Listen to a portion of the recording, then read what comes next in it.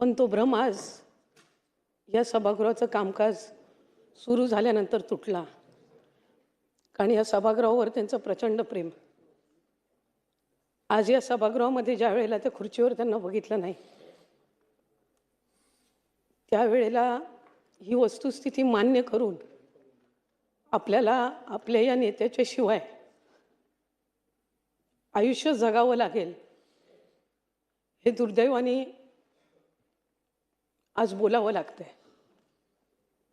अनेकांनी माझ्या आधी दादांबद्दल भावना व्यक्त केल्या.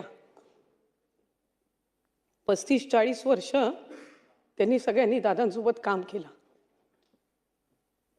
मी 12 वर्षाची होती ज्यावेळेला मी दादांना पहिल्यांदा भेटली. 99 साली राष्ट्रवादी काँग्रेस पक्षाची स्थापना झाली. माझे वडील त्यावेळेला तटकरे साहेब आमदार होते. मनोऱ्याच्या ज्याला आपण नवीन आमदार निवास म्हणून बोलायचो, तिथल्या 13व्या मजल्यावर त्यांची खोली. श्रद्धेय पवार साहेबांनी राष्ट्रवादी काँग्रेस पक्षाची स्थापना करायची ज्या वेळेला ठरवलं, त्यावेळेला अनेक इथं असणारे असतील, आज या सभागृहात नसणारे सुद्धा अनेक नेते हे आदरणीय पवारसाहेबांसोबत राष्ट्रवादी काँग्रेस पक्षामध्ये जाण्याचा निर्णय घेतला. त्यात भुजबळ साहेब असतील, आदरणीय मुश्रीफ साहेब असतील, आदरणीय दिलीप वळसे पाटील साहेब असतील, आदरणीय जयंत पाटील साहेब असतील, अशा अनेक मंडळींनी त्यावेळेला सहभागी झाले. त्याच्यामध्ये आदरणीय माझे वडील तटकरे साहेबसुद्धा. आणि ज्या वेळेला तो निर्णय घेत असताना 13व्या मजल्यावर त्यांच्या आमदार निवासमध्ये पहिली अजितदादांची भेट झाली. त्यानंतर राष्ट्रवादी काँग्रेस पक्षाच्या प्रवाहामध्ये सामील होत असताना अनेकदा कार्यक्रमांच्या निमित्ताने कधी रायगडमध्ये आले, कधी कोकणात आले. ह्या कार्यक्रमाच्या निमित्ताने आदरणीय पवारसाहेबांचा, आदरणीय दादांचा जवळून सहवास त्यांना पाहण्याची संधी मला मिळाली. आणि लहानपणापासूनच त्यांचा प्रभाव हा राहत आला. त्यावेळेला खरं तर दादांच्या जवळ जाण्यासाठी, बोलण्यासाठी भीती वाटायची, कारण एक धाक, एक दरारा त्यांचा. 2012 साली ज्या वेळेला राष्ट्रवादी युवती काँग्रेस संघटनेची स्थापना आदरणीय दादांच्या आणि सुप्रियाताईंच्या मार्गदर्शनाखाली झाली, ज्याचा उल्लेख अनेकांनी माझ्या आधी या ठिकाणी केला की वेळेचं किती महत्त्व त्यांच्या आयुष्यामध्ये होतं. त्यांचा जनता दरबार सकाळी 6:45 वाजता सुरू व्हायचा. सकाळी 6:30 वाजता ते पक्षाच्या कार्यालयामध्ये यायचे. मला राष्ट्रवादी युवती काँग्रेस पक्षाचं संघटनेचं पद ज्या वेळेला मिळालं, त्या पदाचं नियुक्तीपत्र हे अध्यक्ष महोदय सकाळी 7:10 त्यांच्या हस्ते मी स्वीकारला. त्या दिवसापासून त्यांच्यासोबत काम करण्याची संधी मिळाली. 2019 या सभागृहामध्ये आली. मी 2019 ज्या वेळेला या सभागृहात आली, त्यावेळेला वडिलांनी खासदारकीची निवडणूक लढवली होती, त्यामुळे ते खासदार झाले होते. या सभागृहात कामकाज कसं करावं हे मी दादांकडून शिकले. बजेट, पुरवणी मागण्या याच्यावर आपण कसं बोलावं, बाब क्रमांक, पान क्रमांकाचा उल्लेख आधी करायचा, ह्या सगळ्या बारीक सारीक गोष्टी ह्या त्यांनी आम्हाला शिकवल्या. त्यावेळेला आम्ही सगळे तरुण आमदार पहिल्यांदा निवडून आलो होतो. नागपूरचं अधिवेशन होतं. आम्हाला सगळ्यांना ते लॉबीमध्ये घेऊन बसले. मला वाटते विश्वजित दादा या ठिकाणी आहेत, धीरजजी आज या सभागृहाचे सदस्य नाहीत, पण त्यावेळेला ते होते. अनेक नाव घेण्यासारखे अनेक मंडळी आहेत. आम्ही सगळेजण, सुनील शेळके असतील, सुनील अण्णा असेल, चेतनदादा असतील, अनिल भाईदासजी असतील, पाटीलजी असतील, असे अनेक आम्ही सगळी मंडळी होतो. आणि आम्हाला सगळ्यांना ते घेऊन बसले. मला आठवते रात्री 11-12 वाजता त्यावेळेला आम्हाला बोलायची संधी मिळायची, कारण पहिल्या टर्मचे आमदार म्हणून शेवट. रात्री 11:30 पावणे-12 वाजेपर्यंत आम्हाला जिथपर्यंत आमच्यापैकी शेवटच्या माणसाचं बोलणं होत नाही, सदस्याचं, तिथपर्यंत ते थांबून राहायचे. जाता येतं विचारायचे त्यांना, दादा तुम्ही अजून बोलतायत? माझ्या मुलांचं अजून बोलून झालं नाही सभागृहामध्ये.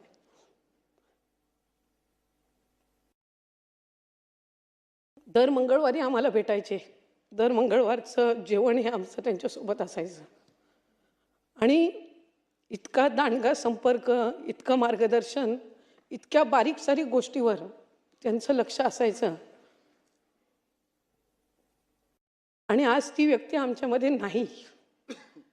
खरं तर व्यक्ती गमावल्याचं दुःख हे मोठं असतं, पण त्याच्यापेक्षा अधिक दुःख हे असतं की ती व्यक्ती आपल्याला परत कधीच पाहायला मिळणार नाही, त्याचा आवाज आपल्याला कधी ऐकायला येणार नाही. ही भावना ही मनाला दुःख आणि वेदना देणारी असते.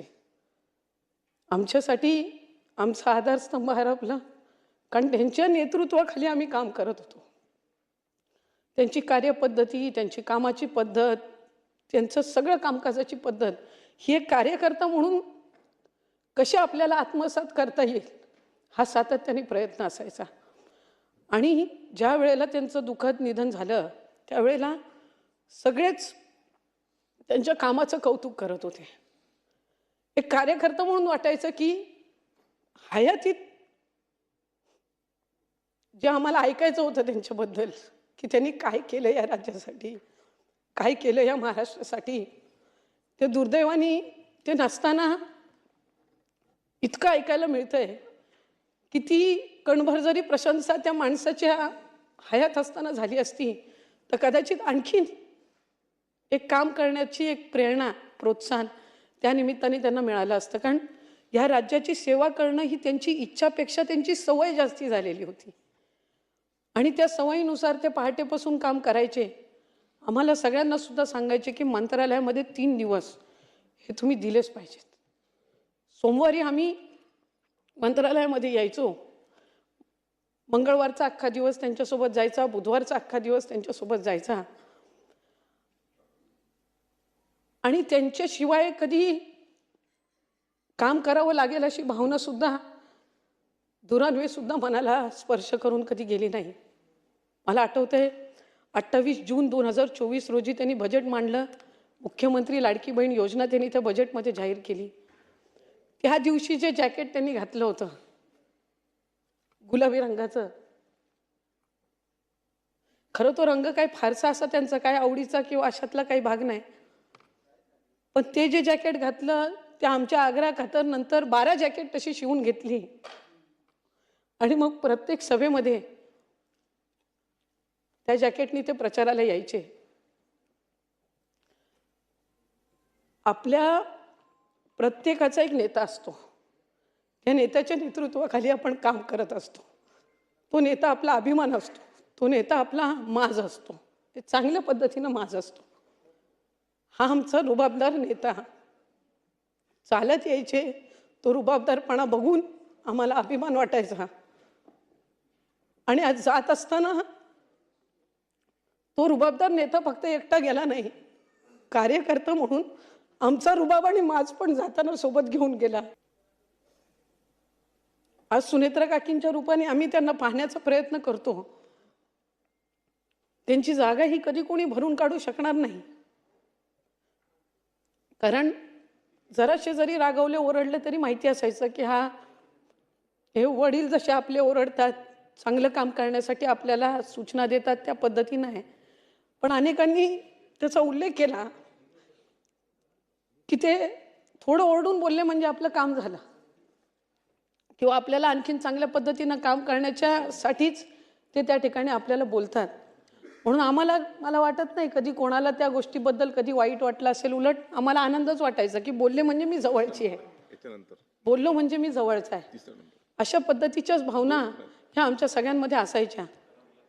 त्यांच्यावर इतका आमच्या सगळ्यांचा विश्वास होता की लोकसभेचा पराभव झाला तरी आमच्यातलं कोण सुटलं नाही कधी. ठीक आहे, एका निवडणुकीमध्ये पराभव होत असतो, पण तितक्याच ताकदीने आम्ही सगळेजण पुन्हा उभे राहिलो, कारण त्या नेतृत्वावर, त्या व्यक्तीवर आमचा विश्वास होता. आजही आम्हाला विश्वास आहे की ते जिथे कुठे असतील त्यांचं बारकाईनं आमच्या सगळ्यांवर लक्ष आहे. त्यांची आमच्याकडनं हीच अपेक्षा असणार आहे की आपण सगळ्यांनी आपापल्या मतदारसंघामध्ये काम करावं. या सभागृहामध्ये अनेकदा त्यांनी उल्लेख केला की आपण इथं एकटे उभे नसतो, आपण 3.5, 4 लाख, 5 लाख लोकांचं प्रतिनिधित्व इथं करत असतो आणि ते प्रतिनिधित्व करत असताना आपण एक लोकप्रतिनिधी म्हणून जबाबदारीने वागलं पाहिजे. त्यामुळे आमच्या सगळ्यांकडनंही त्यांच्या त्याच अपेक्षा असणार, ह्याबद्दल काही दुमत नाही. आणि आमचा तोच प्रयत्न राहील. जी प्रेरणा त्यांनी आम्हाला दिली ज्या अपेक्षा त्यांनी आमच्याकडून ठेवल्या त्या आमच्या परीने त्या आम्हाला पूर्ण करता याव्यात. विभाग म्हणून ज्या वेळेला आम्ही एक निर्णय घेतला, आईचं नाव मुलाच्या नावासोबत लावायचा, मंत्रिमंडळाच्या बैठकीमध्ये तो निर्णय झाला. पहिली पाटी दादांच्या कार्यालयाची बदलली. मी अजित, आशाताई, अनंतराव पवार अशी पाटी तिथं लागली. उपमुख्यमंत्री म्हणून त्यांनी जी शपथ घेतली त्याच्यामध्ये अजित, आशाताई, अनंतराव पवार म्हणून मी गांभीर्यपूर्वक दृढ कथन करतो. ही शपथ आम्हाला परत कधी ऐकायला मिळणार नाही. शेवटची सलामी ज्या वेळेला दिली जात होती ती सलामी ते मुख्यमंत्री झाल्यावर आम्हाला पाहायला मिळावी अशी एक कार्यकर्ता म्हणून एक दांडगी इच्छा आणि स्वप्न आमच्या सगळ्यांचं होतं. ते अपूर्ण राहिलं याची वेदना ही नेहमीच मनामध्ये राहील. पण त्यांनी जे महाराष्ट्रासाठी केलं ते प्रेम महाराष्ट्राकडून कदाचित त्यांना ते असताना अनुभवायला मिळालं नसेल. पण मी माझ्या भगवंताचरणी, श्रीकृष्णाचरणी प्रार्थना करीन, ते जिथं कुठं असतील तुझ्यापाशी तिथलं उजवं स्थान तू त्यांना दे आणि आमच्या सगळ्यांच्या मनातल्या भावना ह्या तू त्यांच्यापर्यंत पोहोचव आणि त्यांना लवकर परत जन्म घेऊन या महाराष्ट्राच्या मातीतच पाठव. त्यांची अपूर्ण राहिलेली स्वप्न ही पूर्ण करण्याची ताकद आणि क्षमता आणि पाठबळ आज आम्ही सगळेच मिळून सुनेत्रा काकींना देऊ. पण त्या व्यक्तीची जागा ही कोणी भरून काढू शकणार नाही. ते दुःख, ते खंत एक कार्यकर्ता म्हणून आमच्या सगळ्यांच्या मनामध्ये राहील. खुल्या मनाने प्रशंसा करणारा, कधीही जातीपातीचं राजकारण न करणारा, एक महिला म्हणून किंवा पुरुष म्हणून भेदभाव न करणारा, आम्हाला सगळ्यांना तितकं स्थान देणारा हा एक खुल्या मनाचा नेता आम्ही गमावला. मी त्यांना श्रद्धांजली अर्पण करण्याची वेळ कधी आमच्या कोणावर येईल असं कधी वाटलं नव्हतं. पण आज अंतःकरणापासून मी त्यांना आदरांजली अर्पण करते. आणि त्यांच्या सहित ज्या इतर मान्यवरांना सुद्धा आज इथं श्रद्धांजली अर्पण करण्यासाठी आपण सर्वजण आहोत, मी त्यांना सुद्धा श्रद्धांजली अर्पण करते. आणि आपण मला त्यांच्या शोक प्रस्तावावर आज बोलण्याची संधी दिली त्याबद्दल आपले आभार मानते. आणि शेवट फक्त इतकंच बोलीन, एकच वादा, अजितदादा. धन्यवाद.